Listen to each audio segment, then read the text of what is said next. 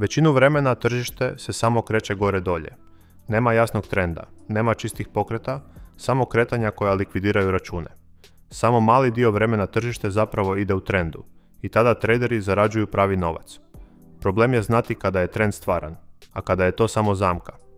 U ovom videu pokazat ću ti nevjerojatan indikator koji sam pronašao i pokazat ću ti kako ga kombinirati s drugim izvrsnim indikatorom da filtriraš buku i otvoriš stvarno profitabilne pozicije. Sada krenimo dodavanjem našeg prvog indikatora.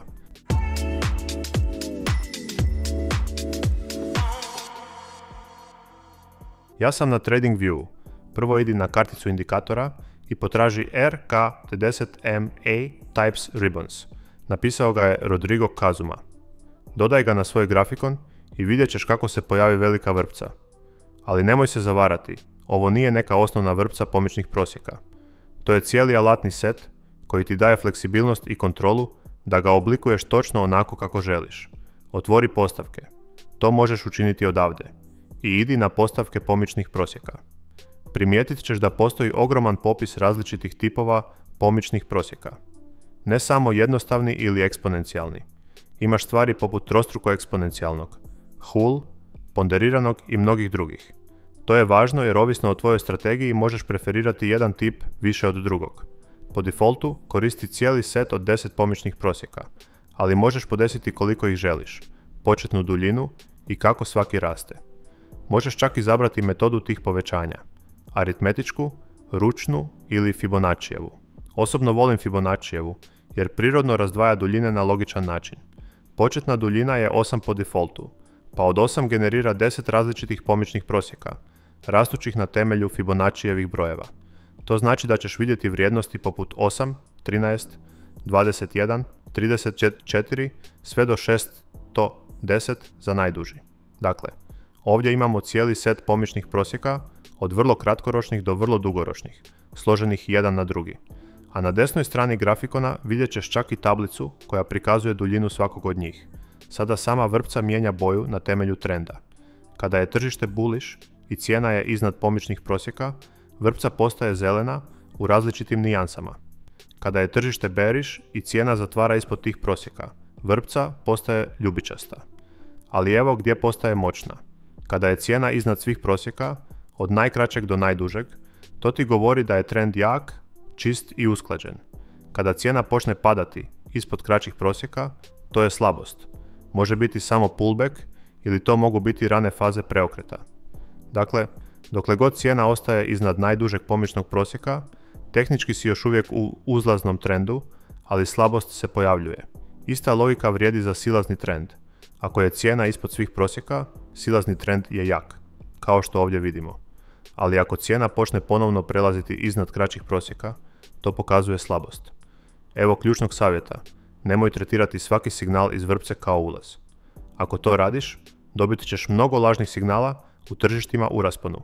U ravnom tržištu ova vrpca će stalno mijenjati boje i davati ti hrpu lažnih signala. Moraš je koristiti prvenstveno da identificiraš kada je tržište u trendu, a kada nije. Kada je vrpca potpuno zelena, fokusiraj se na kupovne trejdove, a kada je potpuno ljubičasta, fokusiraj se na prodajne trejdove. Kada je neuredna i s miješanim bojama, odmakni se da ostaneš potpuno na sigurnoj strani ili smanji svoj rizik. Sada da to još više poboljšamo, kombinirajmo je s drugim indikatorom. Osjećate li da svi oko vas imaju koristi od umjetne inteligencije, ali nemate pojma odakle početi? Nemojte više čekati, počnite danas. Naš besplatni bat za trgovanje jednostavan je za korištenje, pokreće ga umjetna inteligencija i može vam zaraditi do 1% profita svaki dan. Već se pridružilo preko 50.000 članova. Sada kliknite donju poveznicu da biste dobili besplatan pristup. Ovo je vaša prilika da iskoristite snagu umjetne inteligencije i napravite korak prema financijskom poboljšanju. Dakle, ponovno otvori karticu indikatora odavde. Potraži Andean oscilator. Dodaj onaj kojeg je napravio Alex Grover. Dodaj ga na svoj grafikon. Vidjet ćeš 3 linije. Zelenu, crvenu i narančastu. Način na koji radi je jednostavan.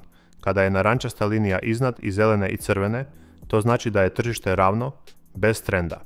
Kada je zelena linija na vrhu, kupci imaju kontrolu.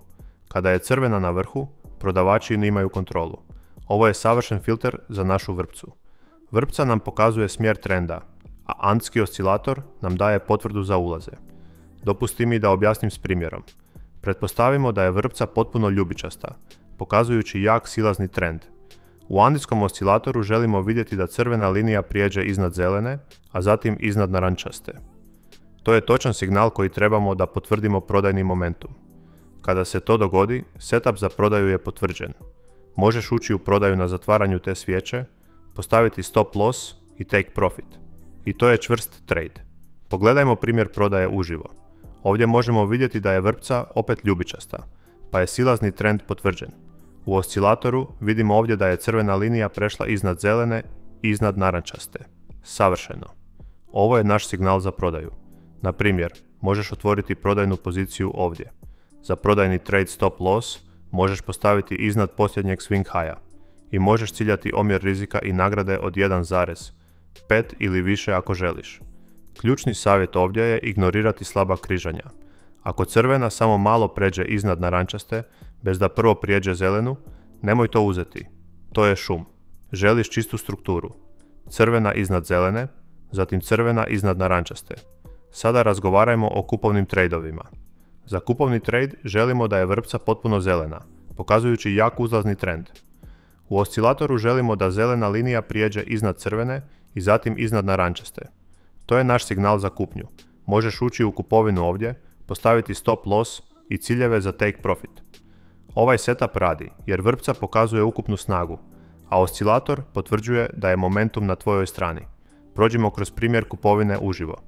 Ovdje vidimo da je vrpca zelena, pa znamo da je tržište u jakom uzlaznom trendu. Dakle, sada ako dobijemo pravi signal za kupovinu od našeg Antskog oscilatora, znamo da možemo otvoriti kupovni trade. I ovdje vidimo da je zelena linija prešla crvenu i narančastu liniju i otišla iznad njih. To je savršen signal. Možemo otvoriti kupovnu poziciju ovdje. Stop loss za kupovinu može se postaviti na posljednji swing low, a cilj za take profit može se postaviti na 1,5.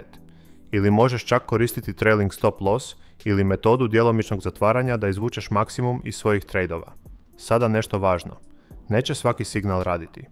Ovo je strategija praćenja trenda. Ako se tržište preokreće ili kreće bočno, i dalje ćeš dobiti lažne signale. To je normalno. Cilj nije pobijediti svaki trade. Cilj je pobijediti veliko kada je trend stvaran i držati gubitke malima kada nije. Ako primijetiš da narančasta linija u oscilatoru ostaje iznad svega, to je tvoje upozorenje da je tržište ravno. Ne pokušavaj forsirati tradeove u takvom okruženju. Odmakni se, sačuvaj svoj kapital i pričekaj pravi trend. Dakle, da rezimiramo. Ovaj indikator ti pokazuje kada je tržište u trendu i u kojem smjeru. Antski oscilator potvrđuje jesu li zapravo kupci ili prodavači ti koji imaju kontrolu. Zajedno uklanjaju velik dio nagađanja i drže te da trguješ stokom umjesto protiv njega. Ali zapamti, nijedan indikator nije savršen. Koristi ovu kombinaciju kao vodič, dodaj vlastitu analizu price action i drži se pravilnog upravljanja rizikom. Tako gradiš konzistentnost. Dobro, to je to za ovaj video. Ako ti se svidjela ova analiza, stisni lajke, ostavi komentar sa svojim pitanjima i pretplati se da ne propustiš sljedeću strategiju. Hvala što si pogledao video do kraja, vidimo se u sljedećem.